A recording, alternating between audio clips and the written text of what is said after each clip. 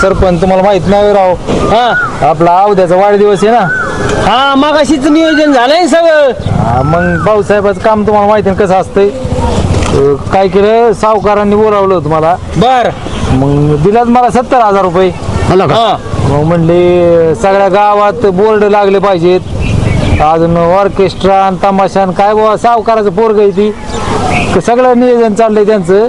मला काय म्हणले प्रत्येक चौकात बोर्ड लावायचा आणि वरती आमदार साहेबाचा फोटो, बर त्याच्यानंतर पाटील सावकार आणि चेअरमन आणि तुमचा कुठतरी दोघाचा कोपऱ्यात टाकून द्या म्हणले बाजू. अरे बावड्या, प्रथम नागरिक आम्ही का तेव चेअरमन सावकार आहे.